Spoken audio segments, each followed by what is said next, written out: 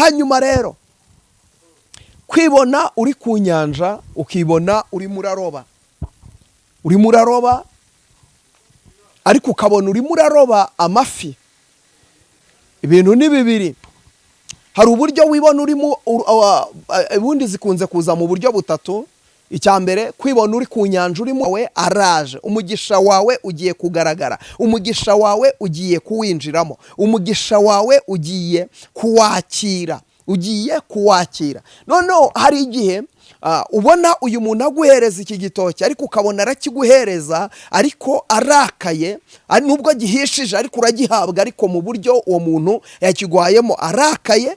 Rwango yakiguhereje ariko ukabona ararakaye, bivuze yuko umugisha wawe igihe cyo kuwakira kirageze, ariko usenge cyane. Hari umwuka ushaka kukuriganya umugisha wawe. Nukuvuga ngo hari abantu nubwo uwo mugisha uzawinjiramo ariko uwo mugisha uzahagurutsa abanyeshyari ku buzima bwawe, uzahagurutsa abanyeshyari batangire kurwanya uwo mugisha. Niyo mpamvu urabona uyu muntu araguhereza.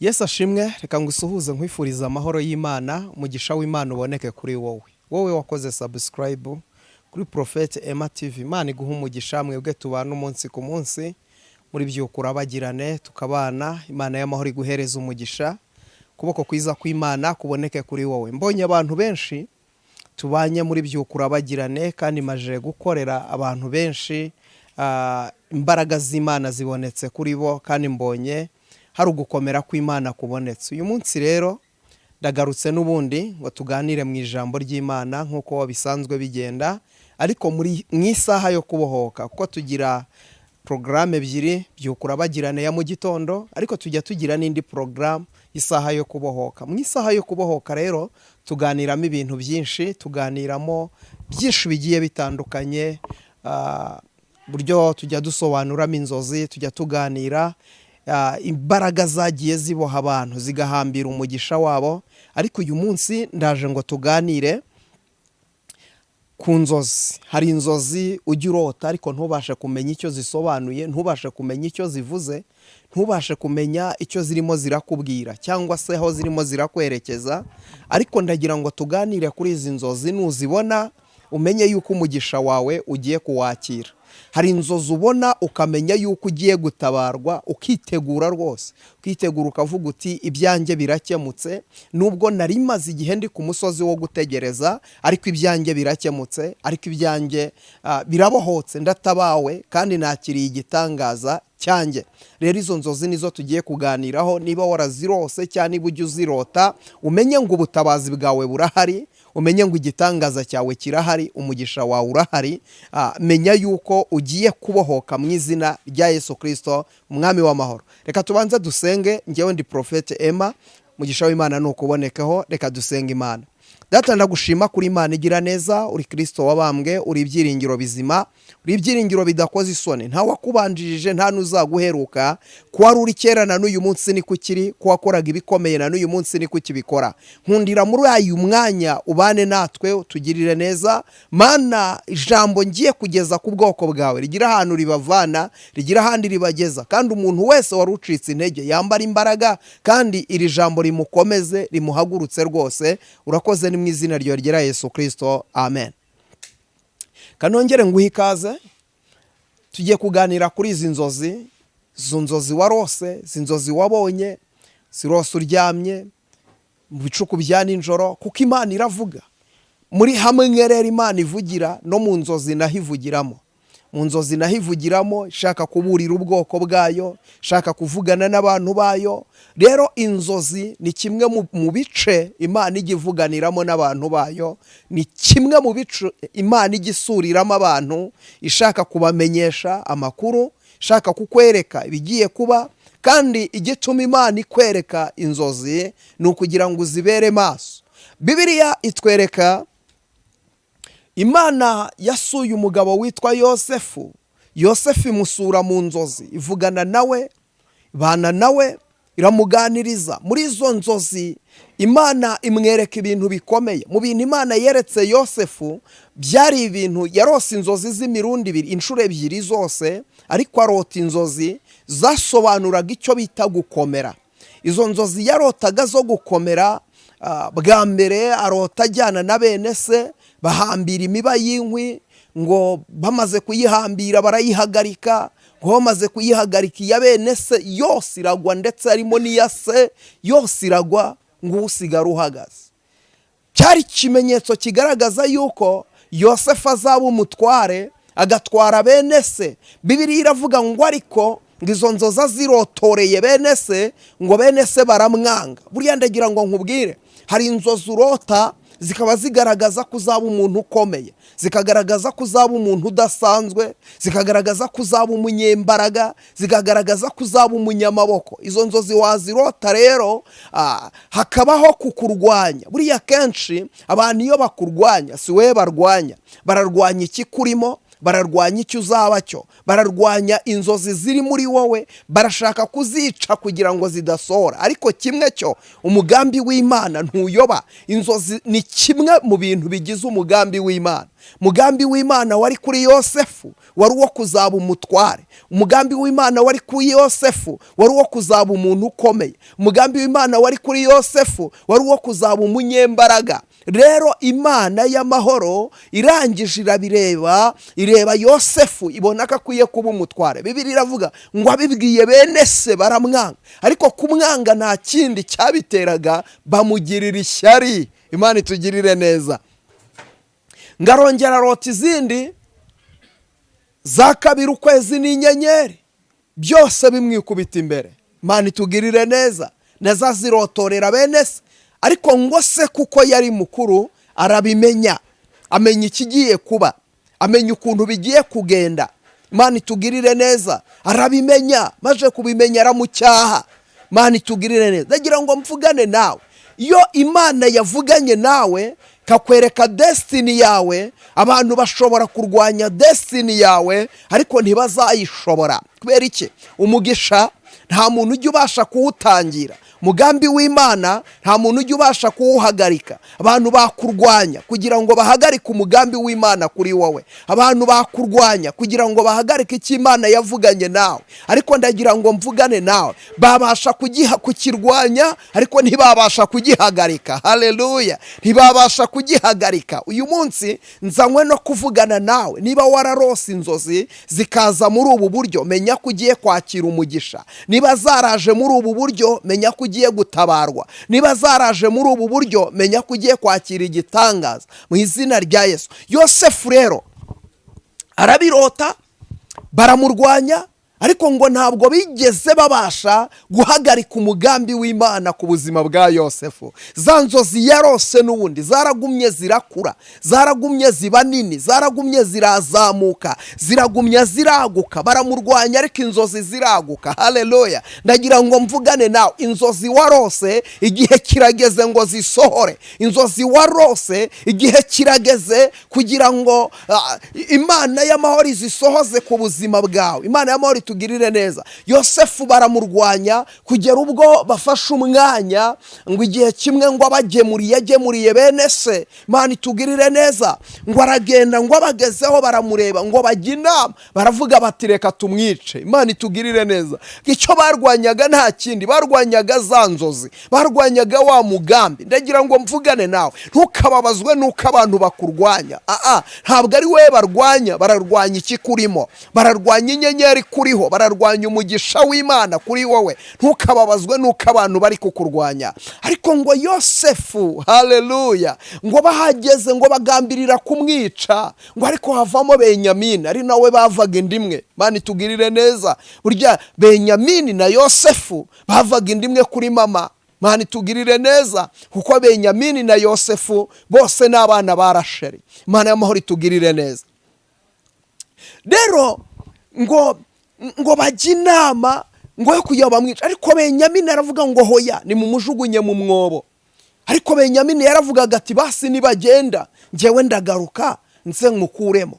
Ngo ariko ngo bavuze ngo bamujugunye mu mwobo, ngo havamo Yuda we wakundaga amafaranga, aravuga ati hoya, mureke tumugurisha ahubwo. Imana itugire neza. Izo zose ni ukurwanya isezerano, ni ukurwanya inzozi. Ariko ndagira ngo mvugane nawe, komeza wizere, komeza ukiranukira Imana, icyo Imana yavuganye nawe. Inzozi warose zizasohora, birashoboka. Abantu bakurwanya, ariko ntuzigere uva ku nzozi, ntuzigere uva ku nzozi, uzagumye ukurikira inzozi. Hari inzozi warose zo kuba umuntu ukomeye, hari inzozi warose zo kwiga amashuri ukayarangiza, hari inzozi warose zo kugira urugo rukomeye, hari inzozi zikurimo zo kuba umunyembaraga. Ntuzigere ucogora kuri icyo kintu, ntuzigere ujya hasi kuri icyo kintu, mu izina rya Yesu. Wenda ngarukiye aho ngaho, Yosefu baje kumugurisha, ko sicyo nagambiriye nagira ngo nkwereke uburyo bumwe Imana ivugana n'abantu bayo, ivugana nabo mu nzozi, kavugana nabo mu iyerekwa, kavugana nabo mu buhanuzi. Ariko inzozi ni kimwe mu gice Imana ivuganiramo n'abantu bayo.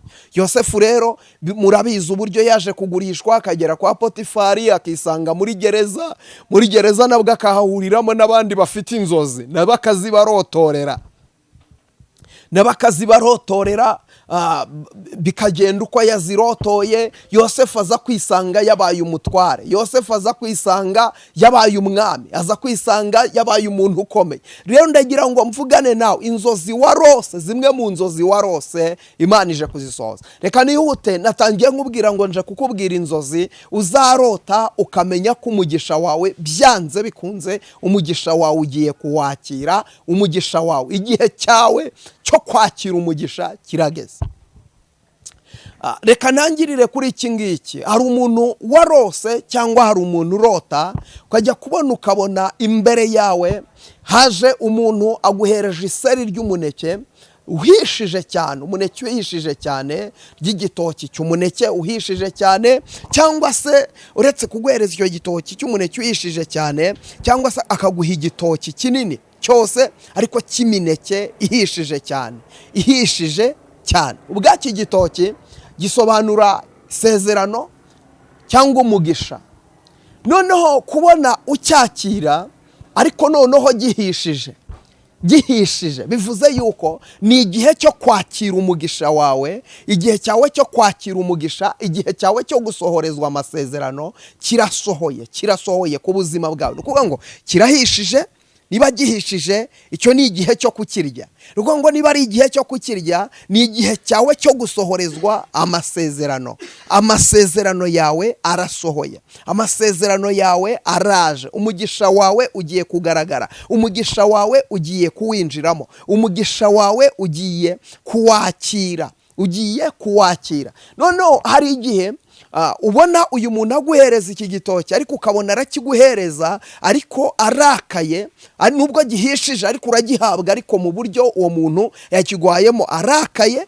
Ngo yakiguhereje ariko ukabona ararakaye, bivuze yuko umugisha wawe igihe cyo kuwakira kirageze, ariko usenge cyane. Hari umwuka ushaka kukuriganya umugisha wawe. Ni ukuvuga ngo hari abantu nubwo uwo mugisha uzawinjiramo, ariko uwo mugisha uzahagurutsa abanyeshyari ku buzima bwawe, uzahagurutsa abanyeshyari batangire kurwanya uwo mugisha. Niyo mpamvu urabona uyu muntu araguhereza, ariko nubwo arimo araguhereje ariko ararakaye, isura yawe irakambye. Bivuze iki? Bivuze ko ukeneye gusenga cyane kugira ngo uyu muntu abanyeshyari Imana ibigize kure bareke kuza kurwanya umugisha wawe, kuko igihe cyawe cy'umugisha cyageze. Ari n'igihe uzabona umuntu azaguhereza uyu muneke ariko akawuguhereza yishimye, bivuze ko ari igihe cyawe cyo gusohorezwa amasezerano, kandi ayo masezerano azasohora, ntawe uzabasha kuyitambika imbere. Uzasohorezwa amasezerano kandi uzabasha no kwishima. Icyo ni cyo gihe cyawe ugezemo. Imana itugirire neza. Izo nzozi niba warazibonye gutyo, menya yuko igihe cyawe cyo gusohorezwa amasezerano kigeze. Hari undi muntu ugira gutya akaryama karota, ariko karota utwite,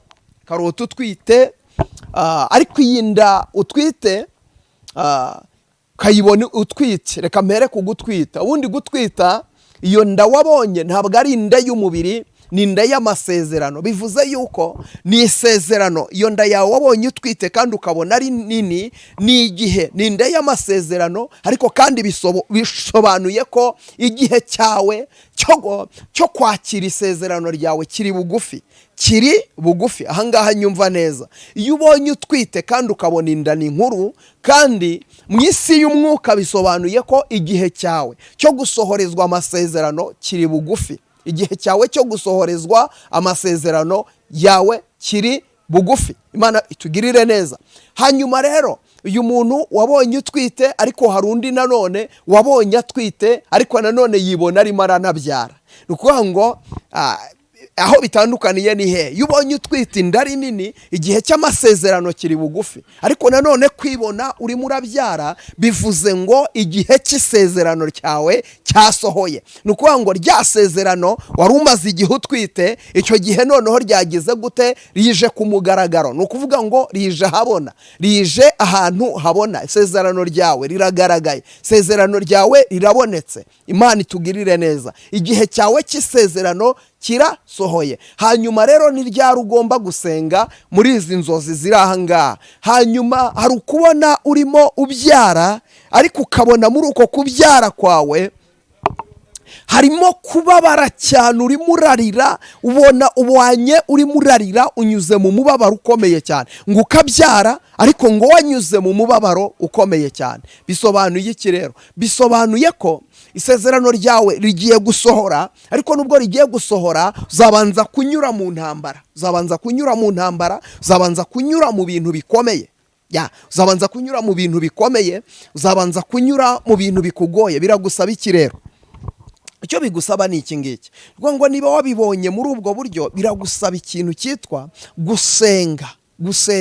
Gufata ibihe byo gusenga. Nubwo iryo sezerano ryawe rigeze igihe cyo gusohora, nibyo ko kubonye uribyara, ariko nubwo waribyaye ryanyuze mu bintu bikomeye. Biragusaba iki rero? Biragusaba gusenga kugira ngo Imana y'amahoro ikomeze kubana nawe, ikomeze kubana nawe, kandi ukomeze girirwa neza n'Imana. Hari undi muntu rero wibona noneho tukiri aho ngaho akaborota arimo ateruye agahinja, akabona ateruye agahinja. Ubundi uruhinja rusobanura umugisha, ubundi buryo bwa kabiri rusobanuramo umwuka wera. Ngo uruhinja rushobora gusobanura umugisha mu buryo bumwe, cyangwa se mu bundi buryo rukaba rwasobanura umwuka wera. Ko ni ukuvuga ngo uru ruhinja cyangwa se uyu mwana mutoya ubundi aho ari ashushanya umwuka wera, ariko nanone umwana mutoya kumubona ashobora gusobanura umugisha ku buzima bwawe. Mu isi y'umwuka hari ibintu bibiri bishobora kukubaho. Mu isi y'umwuka hari ibintu bibiri bishobora kukubaho. Icya mbere, hari umugisha wakiriye mu rugo rwawe, hari umugisha mwakiriye mu buzima bwanyu utari usangwe, mutari musanganywe. Uwo mugisha murawakiriye, mugiye kuwufata, mugiye kuwukikira, mugiye kuwurebesha amaso yanyu. Uwo mugisha mugiye kuwakira. Hanyuma ariko nanone mu buryo bw'umwuka ni izindi mbaraga. Kubona wowe nkawe ni izindi mbaraga Imana iguhaye. Ugiye wakiriye izindi mbaraga, ariko atari imbaraga zisanzwe, imbaraga z'umwuka wera. Kuko ngo bitewe n'uburyo wazirosemo, bitewe n'uburyo wazibonyemo, ushobora kwakira imbaraga z'umwuka wera mu bundi buryo, mu yindi nguni uzisobanuye mu bundi buryo bijyanye n'uko izo nzozi uba wazirose, cyangwa se bijyanye n'uko uba wazirotoreye urimo urazibwira. Imana y'amahoro itugirire neza. Urimo urazibwira. Hanyuma rero kwibona uri ku nyanja, ukibona urimo uraroba, ariko ukabona urimo uraroba amafi. Ibintu ni bibiri. Hari uburyo wibona urimo, ubundi zikunze kuza mu buryo butatu. Icya mbere, kwibona uri ku nyanja urimo uraroba, ariko noneho waroba ukabona nta kintu urimo urafata, cyangwa se ukabona urimo urafata udufi dutoya cyane. Ni ukuvuga ngo icyo bisobanuye ko ukeneye gusenga cyane kugira ngo Imana y'amahoro ikugirire neza, kuko izo nzozi zisobanuye ko imbere yawe hari umugisha, ariko ufite umudayimoni w'umuriganya. Ni ukuvuga ngo ni kwa kundi ubaho mu buzima ugakora, ariko ibintu byose ukoze ugasanga nta nyungu ukuramo. Ni ukuvuga ngo wagiye ku nyanja, wagiye kuroba, ariko muri uko kuroba kwawe uraroba ariko nta kintu urimo urakuramo, urimo uraroba ariko nta kintu urimo urafatamo. Ni ukuvuga ngo urazana utuntu turi aho ngaho byiza. Rwo ngo ukeneye gusenga cyane kugira ngo Imana y'amahoro, amafi asobanura umugisha, ariko noneho niba uroba ukaroba udufi dutoya bivuze yuko ufite umudayimoni w'umuriganya. Ukeneye gusenga. Niko akundire ukora business ugasanga urashora ariko ntiwunguka, ukasanga urajya mu kazi urakora ariko gukora kwawe nta kintu bikumariye, ugasanga ibyo bintu nta kintu byakumarira, nta hantu bikugeza, nta hantu bikuvana, nta naho bigushyira. Ugasanga urakora ariko ibyo ukora nta gisobanuro cyabyo, ukora ibintu bidafite igisobanuro, ukora ibintu bidafite icyo bivuze. Kuko ngo ukeneye gusenga kugira ngo Imana ifungure irembo ry'umugisha. Ugasanga uracuruza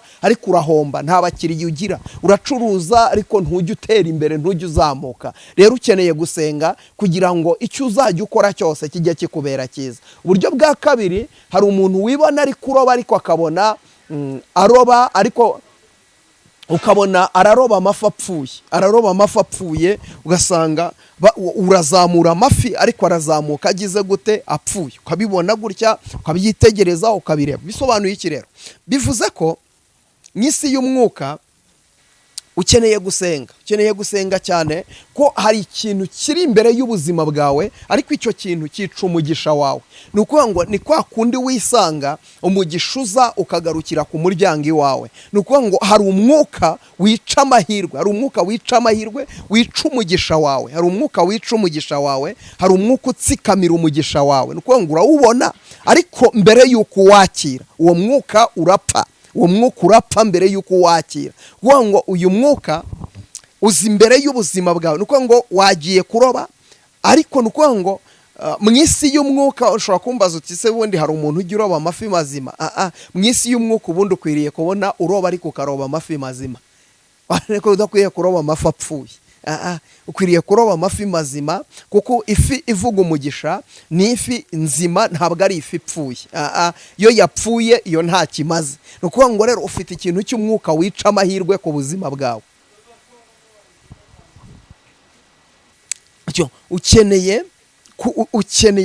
Ukeneye gusenga kugira ngo Imana igukurireho uwo mwuka. Reka nkubwira uyu mwuka ukuntu ukora. Akenshi usanga ubona amahirwe ariko muri uko kubona amahirwe akaguca mu myanya y'intoki. Amahirwe akaza bakaguhamagarira akazi, wazinduka mu gitondo wajya kugakora ugahura n'abandi bakarangije, ukajya kureba ugasanga hasi ko nari nakiteguye nagapangiye, ugasanga ntibikunda. Rimwe na rimwe ukaba ufite amafaranga akaboneka abayakuguza ariko wayabaguriza ntibayakwishyura, ukaba muri uwo mwuka. Kandi ntugira umwuka wo guhakana mu buzima bwawe, ntuhakana mu buzima bwawe, uhora wemera, ugahereza umuntu amafaranga yawe ntayagusubize, ariko kandi wowe wayakenera, wagira uyasaba ntayaguhe. Hakaba n'uyakwemerera ko azayaguha ariko igihe cyagera cyo kuyaguha uwo muntu akakubwira ati byaranze, cyangwa wanamuhamagara telefone ntayifate. Uwo mwuka nuko nguko ukora. Cyangwa se ukaba uri mu kazi, uwo mwuka rwose ukakuriganya. Rimwe na rimwe hari n'abantu baba mu kazi abandi bagahembwa, we wazajya guhembesha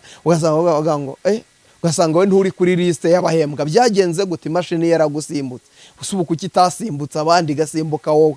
Imana itugirire neza. Ugasanga ubaho muri ubwo buzima bwo guhora wizengurukaho, cyangwa se ujya kubona amahirwe ariko agapfira imbere y'ubuzima bwawe. Ugahora upanga mariage yawe ukayibona, ndetse ukahora ubona abasore baza bakagutereta neza, ibintu ukabona ko biri ku murongo, ariko mwamara kugera ku ngingo ifatika ukabona biranze. Umugisha wawe Satani yarawishe. Ukeneye gusenga cyane kugira Imana ikugire neza. Cyanyuma ni kwa kundi nyine ubona ifi yawe ukayiroba, ni handi bakubwira ngo ifi yawe nta uzayiroba. Ifi yawe nta uzayiroba rero iyo fi iba ari nzima, ntabwo ari ifi yapfuye. Kubera ko Yesu abwira Petero, kamubwira ngo manuka ujye ku nyanja urasangamo ifi, uyasamura uyikuremo ibiceri. Ntabwo yigeze amubwira kuyica, yabibwiye kumubwiye gukuramo ibiceri, ariko ifi akongera akayisubizamo ikongera ikigendera. Rero ifi izana umugisha ni ifi nzima. Rero niba wararose uroba amafi kandi ukabona ayo mafi ni mazima atari amafi apfuye, umugisha wawe ugiye kuwakira.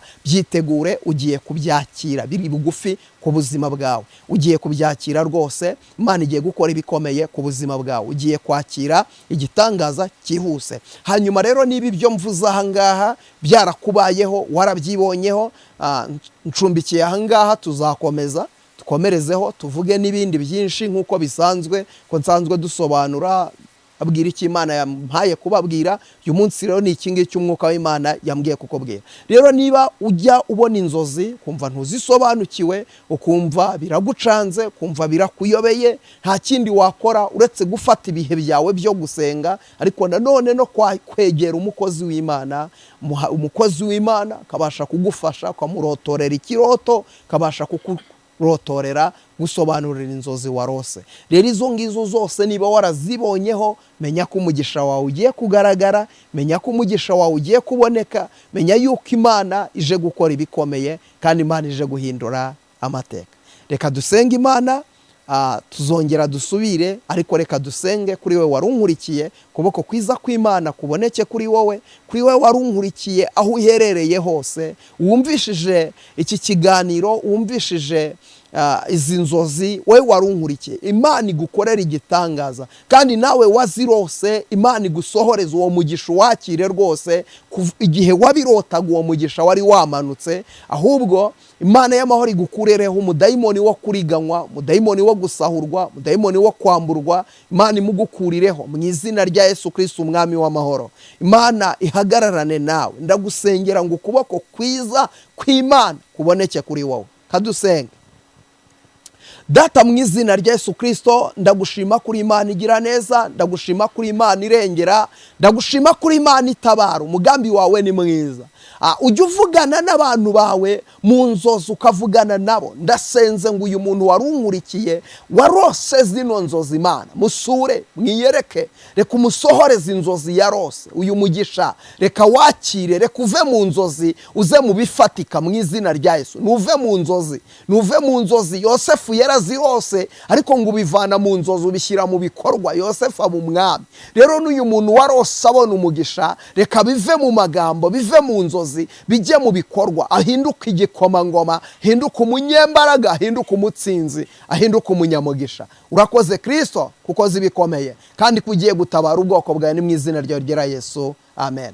Imana iguha umugisha wowe wumvishije kino kiganiro, kandi wowe ugiye gufata kino kiganiro ukagisharinga byibuze abantu 5 boherereze nabo bumve iki kintu. Nukimara kubikora umugisha w'Imana ukubeho. Reka nkubwire, ntugakunde kumva ijambo ry'Imana wenyine.